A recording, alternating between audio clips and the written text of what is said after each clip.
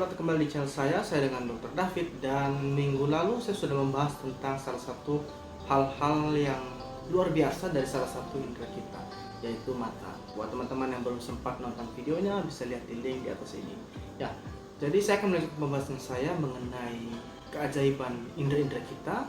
Dan kali ini kita akan membahas salah satu indera yang cukup kecil tapi juga cukup menarik untuk dibahas. Ya, kita akan membahas indera pengecap atau lidah kita.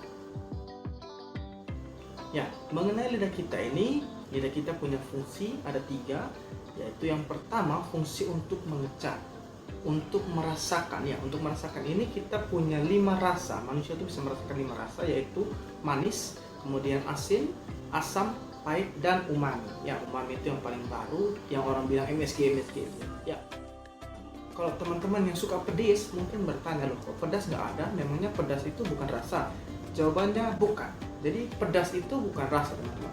Pedas itu suatu sensasi yang terjadi akibat adanya suatu zat bernama capsaicin yang ada di dalam makanan-makanan seperti lombok, yang kemudian zat ini merangsang sensor pada lidah kita, yang kemudian membuat suatu sensasi nyeri seperti panas. Makanya kita merasa panas saat pedisan itu kan kita panas ya.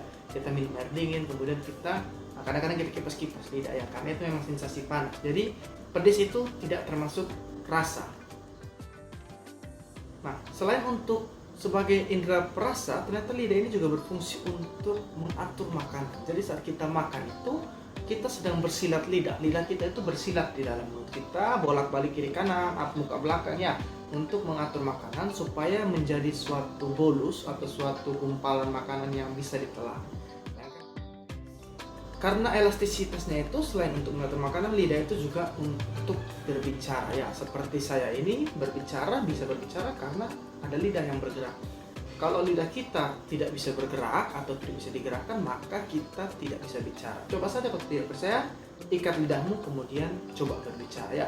Tanpa lidah manusia hanya bisa bersuara tapi tidak bisa berbicara. Nah, panjang lidah ya, rata-rata panjang lidah pada laki-laki itu sekitar 3,3 inch atau sekitar 8,5 cm. Sedangkan pada perempuan itu sekitar 3,1 inch atau 7,9 cm. Yes, jadi memang laki-laki itu cenderung memiliki lidah lebih panjang daripada perempuan. Karena dari itulah mungkin laki-laki itu lebih pandai berbicara yang manis-manis sama perempuan ya. Makanya kita ini jago gombal dibandingkan dengan perempuan ya. Nah, berbicara soal panjang lidah, teman-teman, rekor dunia lidah terpanjang saat ini dipegang oleh seorang bernama Nick Stobel dengan panjang lidah 3,97 inch atau 10,1 cm, teman-teman. Bayangkan 10 cm panjang lidahnya. Adakah teman-teman yang panjang lidahnya 10 cm? Ya, mungkin tidak ada. Mungkin cuma satu orang di dunia ini yang bisa mengalahkan si Nick, yaitu si dia. Terlepas dari panjang lidah yang tadi 8 cm kemudian sampai dengan 10 cm, tapi tidak semua bagian lidah itu terlihat di luar ya. Karena yang kelihatan di luar itu hanya 2/3 dari bagian lidah kita. Sedangkan yang sepertiganya itu di dalam leher kita, sehingga tidak bisa kelihatan di luar ya. Nah, untuk bisa berfungsi sebagai suatu indera perasa, maka lidah kita ini punya yang namanya taste buds ya.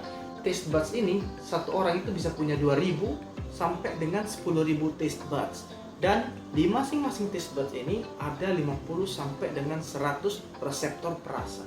Jadi minimal ya, paling kurang lidah kita itu punya sekitar lebih dari 250.000 indera perasa. Banyak sekali, makanya kita bisa sensitif terhadap berbagai macam rasa. Kita bisa membedakan berbagai macam rasa. Sekitar 1/4 dari populasi manusia di dunia ini punya kemampuan yang lebih untuk merasa. Itu disebut dengan super tasters. Nah, super tasters ini memang bisa merasa lebih peka daripada kita, tapi mereka tuh cenderung paling bisa merasakan rasa pahit ya. Jadi mereka sangat sensitif terhadap rasa pahit. Nah, tapi kalau orang yang sensitif terhadap pahitnya hidup, ya itu bukan super tasters ya. Terkait dari semua taste buds dan 250.000 reseptor perasa ini, lidah kita itu membutuhkan adanya air baru bisa merasa. Kita hanya bisa merasakan suatu zat yang bisa larut dalam air. Makanya kalau lidah kita kering, kekurangan air, maka makanan yang kita rasa itu akan menjadi kurang berasa atau bahkan bisa tidak berasa ya.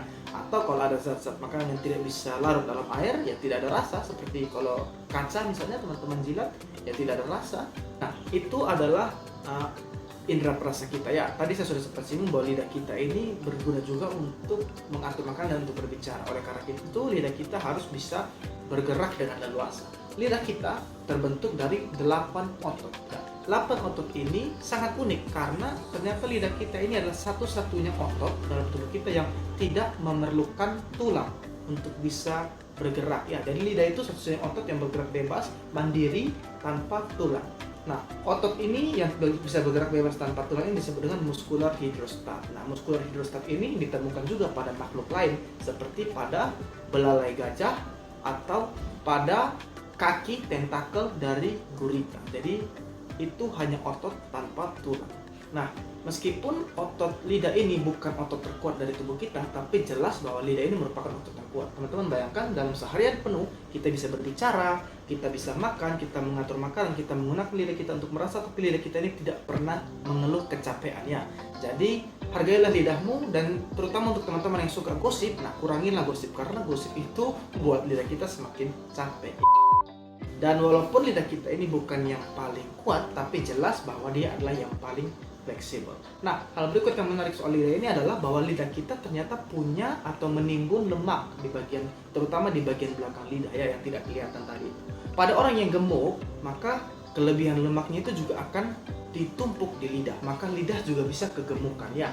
Makanya pada orang-orang yang kegemukan, lidahnya juga kegemukan, terutama di bagian dalam dan di leher, sehingga pada saat tidur itu orang itu akan saluran nafasnya akan tertutup oleh lidah yang gemuk ini, sehingga dia cenderung untuk ngorok ya. Dalam dunia kedokteran ini kita sebut dengan obstructive sleep apnea atau OSA, yaitu keadaan di mana jalur nafas orang itu terhambat karena salah satu faktornya itu lidahnya yang besar ya. Lalu hal berikut yang menarik tentang lidah itu sama seperti pada mata kita, pada iris ya, itu punya karakteristik yang unik ya. Buat teman-teman yang belum nonton, ingat ini linknya saya kasih lagi, segera ditontonnya tentang mata kita ya. Lidah kita ini seperti iris yang punya keunikan, lidah kita ini juga punya keunikan. Lidah manusia itu punya bentuk yang unik, lalu permukaan lidahnya itu juga unik. Jadi lidah ini secara teori juga bisa digunakan menjadi suatu keamanan biometrik. Jadi kalau kita sudah punya fingerprint, kemudian kita punya finger scanner, kemudian kita punya iris scanner. Nah, sekarang peneliti-peneliti itu sedang mengembangkan namanya thumbprint atau biometrik dengan menggunakan lidah ya. Bahkan katanya sih dengan menggunakan lidah ini cenderung bisa lebih aman karena lidah ini kan di dalam tubuh kita, tidak sering di luar gitu, sehingga sulit untuk orang-orang yang mau membuat duplikatnya itu bisa membuat duplikatnya ya, karena dia di dalam. Kalau sidik jari kan orang bisa buat karena dia di luar ya, iris pun orang bisa buat, tapi kalau untuk lidah karena dia sering di dalam, dia sulit untuk dibuat replika. Meskipun demikian, saat kita mau mengeluarkan lidah untuk mengukurnya itu gampang, tinggal kita sudah bisa mengeluarkannya untuk melakukan pengukuran. Nah, itu adalah fungsi lidah sebagai identitas diri kita. Tapi ternyata lebih dari itu teman-teman. Selain menunjukkan identitas kita, siapa kita, lidah juga bisa untuk menunjukkan kemungkinan adanya penyakit-penyakit tertentu dalam lidah kita. Contohnya, kalau lidah kita berwarna merah terang, ya bisa saja ada kemungkinan bahwa kita sedang mengalami kekurangan asam folat, zat asam folat dalam tubuh kita, atau kekurangan vitamin B12 yang menyebabkan anemia ya.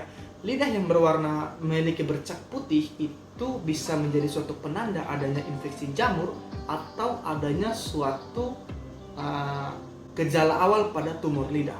Kemudian lidah yang berwarna hitam kemudian tampak seperti berambut ya, berambut hitam, itu bisa saja menunjukkan adanya suatu infeksi bakteri, atau bisa juga sering ditemukan pada pasien-pasien penderita diabetes mellitus lama yang tidak terkontrol. Kemudian kalau lidah kita ada benjolan bulat-bulat warna putih ya, mungkin orang biasa bilang sariawan yang nyeri ya, bisa saja merupakan satu sariawan biasa saja merupakan suatu luka pada mulut yang disebut dengan ulkus ya, atau bisa juga merupakan suatu tanda dini kanker. Intinya adalah kalau kalian melihat ada sesuatu yang berbeda dari lidah kalian, segeralah pergi ke dokter untuk pemeriksaan lebih lanjut. Nah, itu adalah fakta-fakta yang menarik dari lidah kita. Luar biasa bukan lidah kita? Maka dari itu teman-teman, jagalah lidahmu, terutama dalam pandemi ini di mana kita bisa dengan bebas berbicara. Jagalah lidah kita supaya kita mengucapkan kata-kata yang menjadi berkat buat orang, bukan menjadi sesuatu yang justru menyesatkan orang dan menjadi batu sandungan. Kalau tidak bisa menggunakan lidah kita, gunakanlah jari kalian untuk men-share hal-hal yang bermanfaat yang dari internet. Misalnya video ini, share-lah, bagikan ke teman-teman kalian, like kalau memang kalian suka video ini, dan jangan lupa subscribe untuk informasi-informasi berikutnya mengenai video-video yang akan saya update, saya upload baru setiap minggunya. Terima kasih teman-teman, adios.